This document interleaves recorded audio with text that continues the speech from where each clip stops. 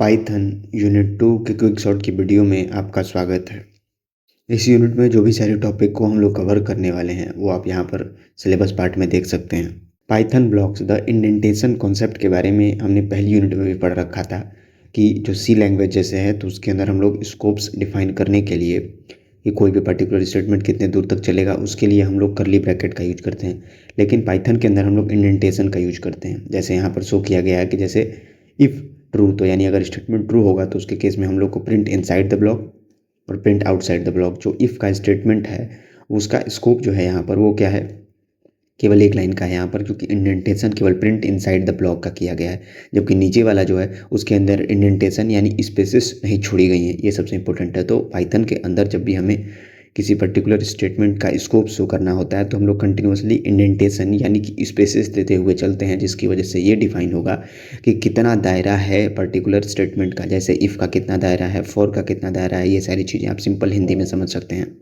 Conditional statement जो Python या फिर नॉर्मल प्रोग्रामिंग लैंग्वेजेज जो हम लोग यूज करते हैं, एडिटर्स, कोड वाले कोड एडिटर्स, तो उसके अंदर क्या होता है कि ये कंडीशनल स्टेटमेंट पे काम करती हैं, यानी यस या फिर नो। अगर ट्रू है तो ये करिए, नॉट ट्रू है तो फिर आप जो करना चाहें वो कर सकते हैं। जो करना चाहें वो क्यों? क्योंकि यहाँ पर जो इफ़ है उसके अंदर केवल हम लोग ट्रू वैल्यूज़ को हैंडल करते हैं। जैसे इफ़ एक्स ग्रेटर देन 5 होगा तो हमें greater value, greater basically print होकर मिल जाएगी, ठीक है। लेकिन जब हम इफ़ एल्स की तरफ बढ़ते हैं तो उसके केस में ट्रू तो हैंडल करेंगे ही, साथ के साथ फॉल्स को भी हैंडल करेंगे। यानी जैसे अगर हमने x4 डाल दिया तो उसके केस में स्मॉलर प्रिंट हो जाएगा। जैसे if x greater than 5 print greater, else print smaller. उसके बाद आता है इफ़ एलिफ एल्स, जिसको कि हम लोग सी लैंग्वेज से रिलेट करें, जो कि फर्स्ट या सेकंड सेमेस्टर में आपने पढ़ा होगा पीपीएस के अंदर। तो इफ़ एल्स ऐसे नेस्टेड जो था उसका यहाँ पर हम लोग पढ़ते हैं। जैसे if X double equal to 5, double equal to और सिंगल इक्वल टू, ये सारी चीज़ों के बारे में हमने यूनिट 1 के अंदर पढ़ा था। तो if X double equal to 5 है तो उसके केस में हमें इक्वल प्रिंट हो जाएगा।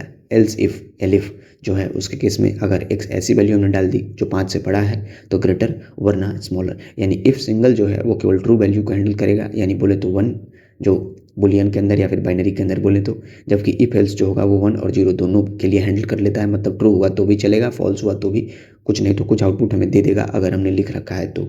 जबकि इफ़ एलिफ एल्स जो होता है वो मल्टीपल वैल्यूज को हैंडल कर सकता है, मल्टीपल आउटपुट भी दे सकता है इसके अंदर। जैसे एक्स इक्वल टू 5 है तो इस तरीके से इसे हम समझ सकते हैं।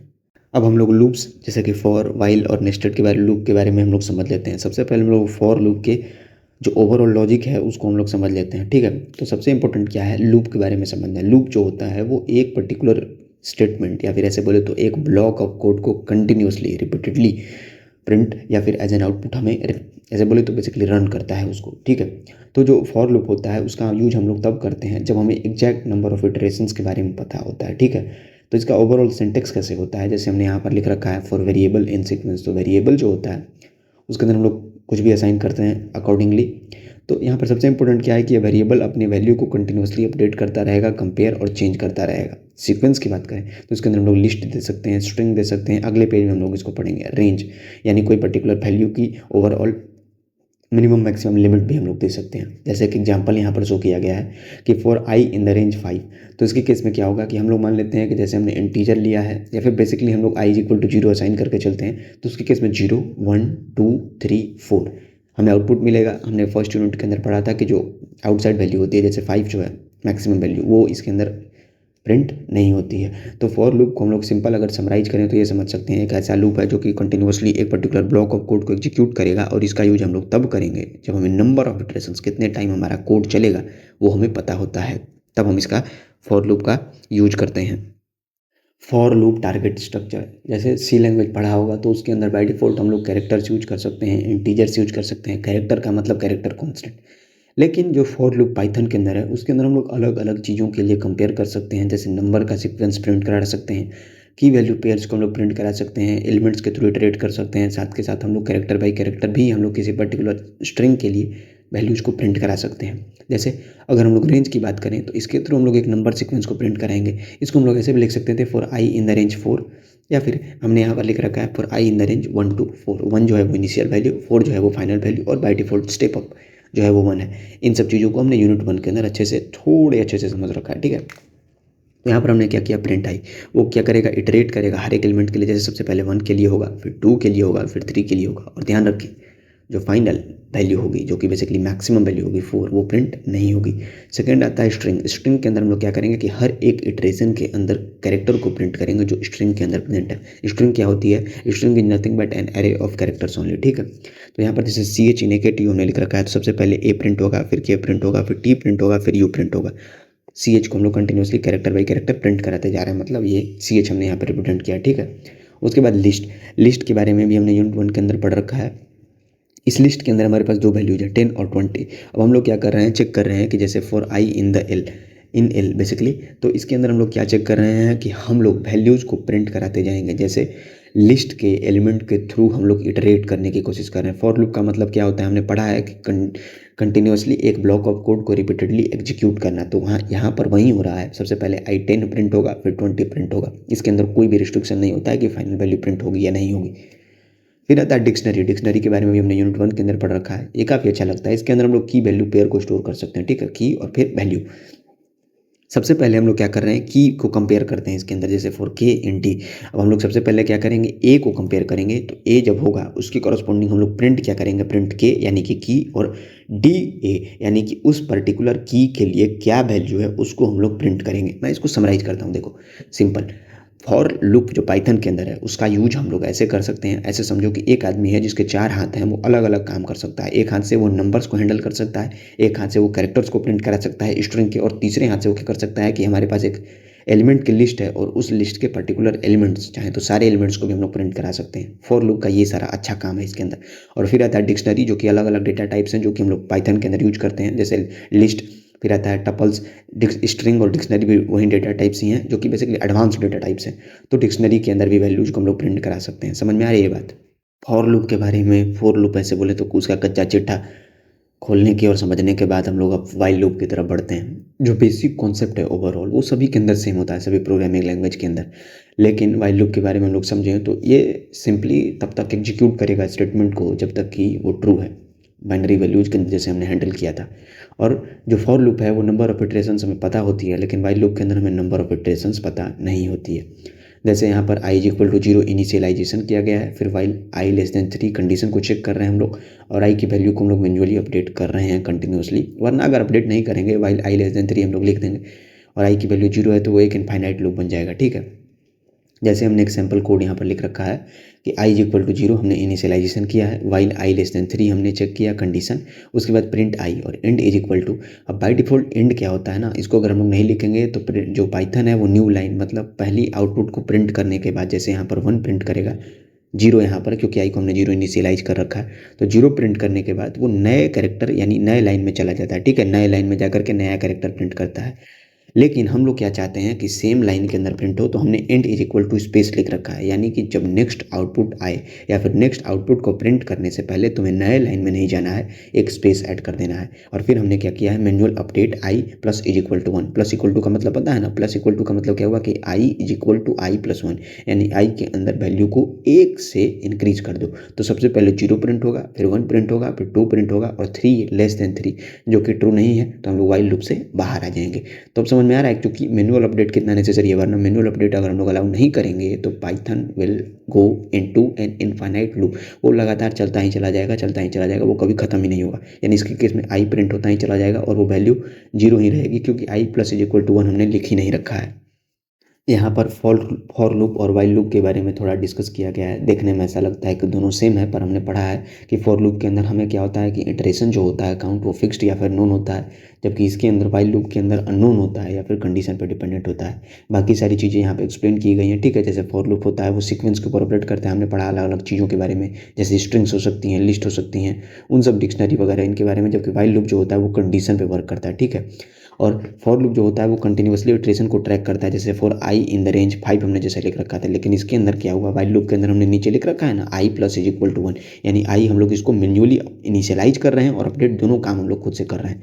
इनफाइनाइट लूप का जो रिस्क होता है वो फॉर के अंदर कम होता है, जबकि वाइल लूप के अंदर बहुत ज़्यादा होता है। जैसे हमने पिछले पेज में कोड लिख रखा है ना, आई इज इक्वल टू 0, उसके बाद नीचे आई प्लस इज इक्वल टू 1 हमने खुद से लिख रखा है। मैंने बताया ना कि अगर हम लोग वो नहीं लिखेंगे तो फिर तो भैया काम गड़बड़ हो जाएगा, वो लगातार लूप में ही फंस जाएगा और वो चलता ही चला जाएगा, चलता ही चला जाएगा।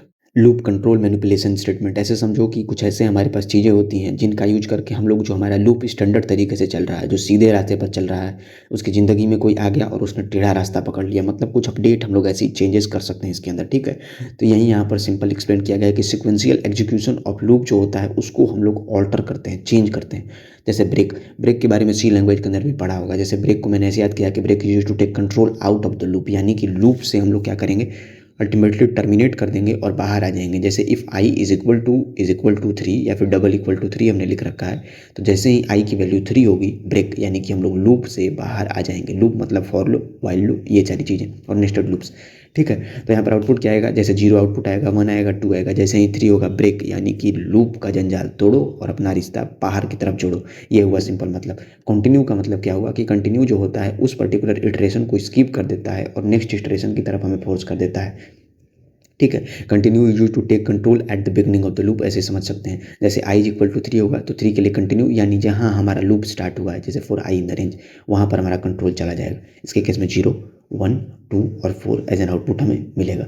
और पास, पास सिंपल ऐसे समझ सकते हैं कि जब हम लोग कोई पर्टिकुलर स्टेटमेंट को अपने कोड के अंदर लिखना चाहते हैं पर ये नहीं चाहते हैं कि वो एग्जीक्यूट हो, तो उसके केस में पास को यूज करते हैं, ठीक है। जैसे नल स्टेटमेंट और does nothing simple a place holder. जैसे आई इज इक्वल टू 3 हुआ, इज इक्वल टू 3 बेसिकली, तो पास, यानी कि सिंपली ऐसे समझो कि पास इज यूज्ड व्हेन, जब हमें क्या करना होता है कि हम उस पर्टिकुलर कोड को सिंटैक्टिकली करेक्ट यानी सिंटेक्स वाइज करेक्ट रखना चाहते हैं बट उस पर्टिकुलर स्टेटमेंट को एग्जीक्यूट नहीं करना चाहते हैं। ये सिंपल चीज़ है। नेस्टेड लूप, नेस्टेड लूप का सिंपल मतलब ये होता है लूप इनसाइड लूप। जो आउटर लूप होता है वो स्लोली इटरेट करता है, जबकि बाहर वाला जो लूप होता है वो पूरा चलता है, उसके बाद फिर वापस नई वैल्यू आउटर लूप के लिए अंदर वाला लूप पूरा चलता है। जैसे यहाँ पर मैं सिंपल एक जो कोड लिख रखा है उसके थ्रू एक्सप्लेन करता हूँ। For I in the range 2, फिर for J in the range 3, तो आई की एक पर्टिकुलर वैल्यू जो बाहर वाली होगी उसके लिए जे जो होगा वो अलग अलग वैल्यूज के लिए अपडेट होता जाएगा, चलता चला जाएगा, चलता चला जाएगा। जब लूप पूरा कंप्लीट हो जाएगा फिर वो बाहर वाली लूप की तरफ जाएगा। जैसे यहाँ पर हमने लिख रखा है for I in the range 2, for J in the range 3, print F. Basically यहाँ पर हमने लिख रखा है आई और जे की वैल्यू को बेसिकली हम लोग प्रिंट करेंगे एक ऐसे बोले तो पेयर के अंदर, ठीक है। आई और जे जो भी वैल्यू यहाँ पर ले सकती हैं, और एंड इज इक्वल टू वहीं पर हमने स्पेस लिख रखा है, ठीक है। तो सिंपल समझने का मतलब क्या है कि जैसे यहाँ पर हम लोग आई की वैल्यू सबसे पहले 0 होगी, 0 इन द रेंज 2 है, ठीक है। उसके बाद अब अंदर चले जाएंगे 0 इन द रेंज 3, तो सबसे पहले क्या प्रिंट होगा 0, आई की वैल्यू 0, लेफ्ट वाली जो वैल्यू है वो आई की है, क्योंकि हमने लिख रखा है यहाँ पर प्रिंट एफ आई और जे एज अ पेयर हमें प्रिंट कराना है। तो 0 हो गया, 0 के लिए 0 प्रिंट होगा, 0 के लिए 1 प्रिंट होगा, 0 के लिए 2, 3 नहीं, क्योंकि पाइथन के अंदर जो मैक्सिमम वैल्यू या फिर बोलें तो जो मैक्सिमम लिमिट की वैल्यू जो होगी उसको हम लोग प्रिंट कराने की कोशिश नहीं करेंगे। ऐसे बोले तो फाइनल वैल्यू इसके अंदर नहीं आती है, ठीक है। उसके बाद क्या होगा कि अब ये प्रिंट हो गया, उसके बाद आई की वैल्यू अपडेट हो जाएगी बाहर वाले लूप की, 2 बेसिकली 1 हो जाएगी। तो 1 जब होगी तो 1 के लिए भी 1 0, 1 1 और 1 2 हमें मिलेगा। अब ध्यान देना, अंदर वाली लूप तो खत्म हो गई क्योंकि 2 हमने ले लिया। अब बाहर की तरफ आए तो हमारे पास आई की वैल्यू जो होगी वो अपडेट हो जाएगी, वो क्या हो जाएगी 2। अब 2 इन द रेंज 2 नहीं, क्योंकि ये ट्रू नहीं है। अब जब ये ट्रू नहीं है तो हम लोग लूप के बाहर आ जाएंगे, तो हमें आउटपुट क्या मिलेगा, 0 के लिए मिलेगा 0 0 0 1 और 0 2, और 1 के लिए क्या मिलेगा, जो 1 इधर लेफ्ट वाली वैल्यू है ना वो आई की, याद रखना थोड़ा कन्फ्यूजन अगर हो तो 1 0 1 1 और 1 2 ए मिलेगा। तो आउटर लूप स्लोली वर्क करता है, इनर लूप पूरा कंप्लीट होता है, तब फिर आउटर लूप पर कंट्रोल आता है। जैसे डायग्राम के अंदर शो किया गया है, काफ़ी अच्छा डायग्राम एक्सप्लेन किया गया है। देखो, अगर स्टैंडर्ड तरीके से हम लोग वैल्यूज प्रिंट करना चाहते हैं तो हम लोग लूप वगैरह यूज कर सकते हैं। जैसे for I in the range 5 हमने लिखा, तो बाय डिफ़ॉल्ट आई की वैल्यू 0 1 2 3 4 तक हम लोग प्रिंट करा लेंगे। लेकिन क्या हो अगर हमें 0 प्रिंट कराना है, फिर उसके बाद 2 प्रिंट कराना है, फिर उसके बाद 4 प्रिंट कराना है उसके लिए, तो यहाँ पर वही एक्सप्लेन किया गया है कि कंडीशन और लूप दोनों को हम लोग कंबाइन कर देंगे। कंडीशन के अंदर जैसे इफ़ एल्स इफ एलिफ हमने यूज किया, और लूप्स के अंदर फॉर वाइल और नेस्टेड।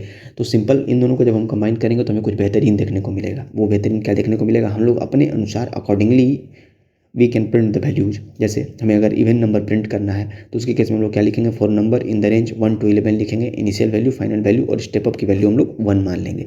तो 11 will not be printed all together, क्योंकि ये एक ऑड नंबर है वैसे भी, ठीक है, पर ये फाइनल वैल्यू है, ध्यान रखना। ये बार बार इसलिए रिपीट कर रहा हूँ क्योंकि ये थोड़ा कन्फ्यूज करता है। सी लैंग्वेज के अंदर सारी की सारी वैल्यूज अगर जो फाइनल वैल्यू है वो भी प्रिंट होती है, लेकिन पाइथन के अंदर जो फाइनल वैल्यू होती है वो प्रिंट नहीं होती है। उसके बाद देखो हमने कंडीशन लिख रखा है येलो रेक्टेंगल के अंदर, if number modulus 2 is equal to 0, print F number end के बारे में मैंने बता रखा है। तो सबसे पहले हमें क्या होगा, हमने यहाँ पर जैसे बाय डिफ़ॉल्ट हमने 2 ले रखा है, 2 को हम लोगों ने चेक करने की कोशिश की है यहाँ से। तो जैसे क्योंकि हमने इनिशियल वैल्यू 1 ली है तो 1 के लिए चेक होगा 1 is not an even number. 2 modulus 2 0 होगा तो 2 प्रिंट होगा, फिर एक स्पेस आ जाएगा क्योंकि end is equal to space हमने दे रखा है। फिर 4 के लिए चेक होगा, 5 के लिए भी होगा but 5 will not be printed all together. फिर 6 के लिए, फिर 7 के लिए नहीं, 8 के लिए हाँ, 9 के लिए नहीं, 10 के लिए हाँ, और 11 के लिए कंपेरिजन नहीं होगा। तो देखो बाहर वाला जो रेक्टेंगल है वो तो हमें सिंपल इटरेशन का इंजन है, यानी इटरेशन काम कर रहा है। लेकिन जो अंदर वाली जो है, जो येलो रेक्टेंगल के अंदर है, वो क्या है, लॉजिक, जिसके थ्रू हमने जो सीक्वेंस, ऑर्डिनरी सीक्वेंस जैसे 1 2 3 4 5 6 यहाँ पे प्रिंट होना चाहिए था वो प्रिंट नहीं हुआ। हमने अपने अकॉर्डिंगली अपडेट किया जिसके लिए हमें even numbers as an output मिले। तो कंडीशन और लूप का कॉम्बिनेशन सिंपल ऐसे याद रखो कि जब हमें कुछ एक्स्ट्रा ऑर्डिनरी, कुछ मतलब ऑर्डिनरी रिजल्ट्स के बजाय कुछ ऐसे रिजल्ट्स चाहिए जो हम चाहते हैं, जैसे इवन नंबर प्रिंट कराना, ऑड नंबर या फिर स्क्वायर, ये सारी चीज़ों को प्रिंट कराने के लिए हम लोग यूज कर सकते हैं। यूनिट 2 के अंदर कुछ इंपॉर्टेंट कोड, जो कि ऐसे बोलें तो कुछ इंपॉर्टेंट लॉजिक है जिसको आपको समझने की ज़रूरत है। जैसे सम ऑफ डिजिट समझ सकते हैं, फैक्टोरियल ऑफ नंबर या फिर फिबोनाची सीरीज को प्रिंट कराने के तरीके, उनको हम लोग अगली वीडियो में डिस्कस करेंगे अच्छे तरीके से। Thank you a lot. अगर यहाँ तक वीडियो देखी है तो PDF की लिंक आपको डिस्क्रिप्शन में एज यूजुअल मिल जानी है।